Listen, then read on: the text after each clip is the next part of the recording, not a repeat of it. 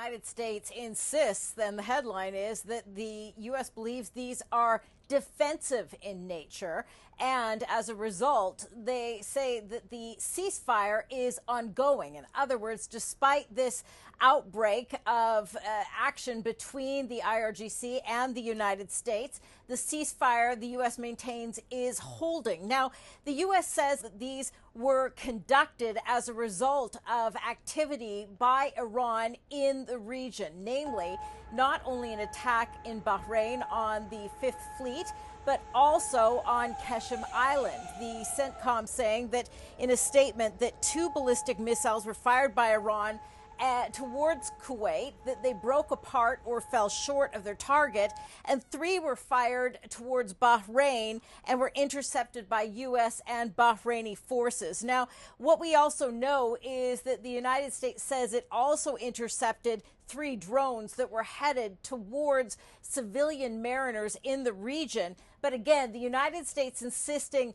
that these were in self-defense, that the United States military act, that no Americans were hurt, and that the ceasefire remains intact. Kuwait's airport this morning was forced into an emergency shutdown as it was targeted by Iranian drones and missiles, killing 1 person and causing significant damage to a terminal, according to the foreign ministry. A Kuwaiti official called it an act of criminal Iranian aggression. Thousands of American troops are based in Kuwait. Iran fired 2 ballistic missiles at them yesterday, the U.S. saying its defenses shot down the incoming fire. Iran also launched missiles and drones at Bahrain, home of the U.S. Fifth Fleet. It seems Iran is trying to break the American naval blockade, closing off its ports, launching attacks at U.S. troops involved and the countries hosting them. U.S. Central Command insists the blockade is holding, releasing a new video of American forces firing into a vessel's engine earlier this week to stop it from docking in Iran. In the region, the U.S.-Iranian ceasefire is increasingly in name only. And for the first time since it started, the Republican-led House today passed legislation that would force President Trump to stop all military action against Iran. It still has to go to the Senate, though. And for now, as our Charlie Daggett reports from Tel Aviv, the fighting is picking up.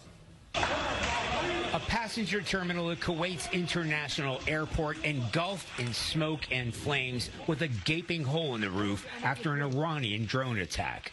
Kuwaiti officials say at least 1 person was killed and more than 60 injured. Iran's Revolutionary Guard released this video today, claiming to show the launch of one of the heaviest barrages since a fragile ceasefire was declared in early April, aimed at U.S. military bases and regional Gulf allies.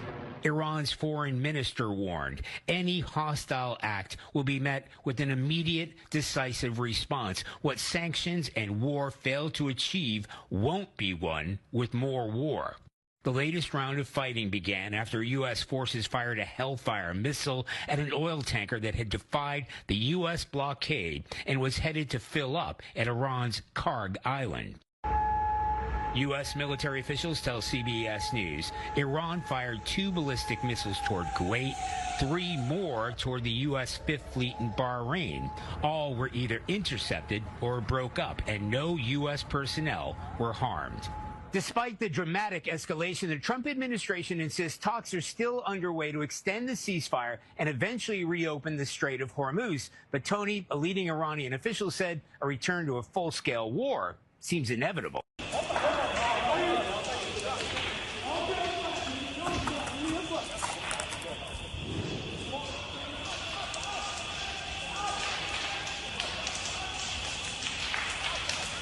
هذا الحريق هذه مسيرة طاحت هني فوق أمل الكويت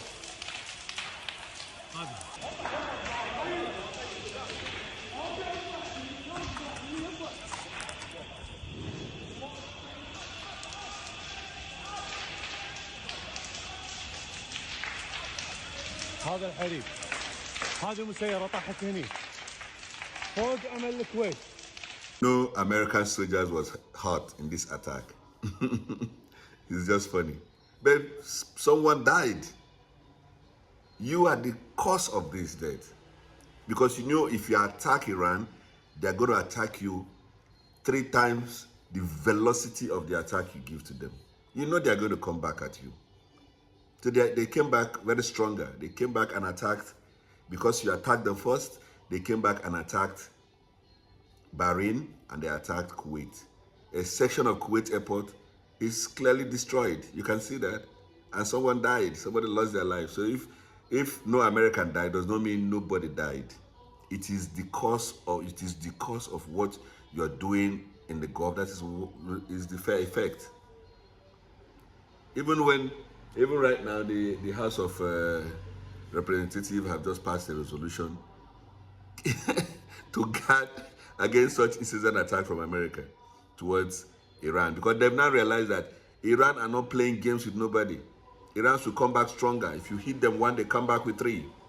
You know, so stop that. If you really want the ceasefire and the dialogue to work, stop distractions. Except if it's working for you. Well, but people are dying. Iran has sworn that any attack is going to be met with severe consequences from them. So they're going to attack you 3 times the size of the attack you give to them. So you must clearly understand that if you're not ready to protect your allies from this kind of attack, then please don't attack Iran, because they are ready. Iran are not playing games. If you are negotiating, negotiate. If you're not, get ready for whatever it is you're doing. The world wants peace, that's all. Right now, the House of Representatives in America have passed a law to stop any further attack on Iran. But it's still going to go through the Senate. And another question is, will Trump ever allow that? Will Trump ever respect that? I'm not sure, because I don't know the tactics the Americans are using against Iran. This little attacks does not help nobody. It's only destroyed, because you know they are going to go after your bases in the Gulf. Number one. Number two, they are going to go after your interests. That's why they are bombing the airport and all of that. These are all American interests. They are going to go for that immediately. So I don't know why the Americans will keep bombing when they are not ready to protect their allies. You see, they are hitting them. And now the American can go online and say, no American soldiers was hurt. But someone died. So it doesn't concern you as a result of your action. Somebody is dying in another country. You know, they're trying to drag everybody to this. Well, I think I just want to say, the world wants peace. Peace we want to get.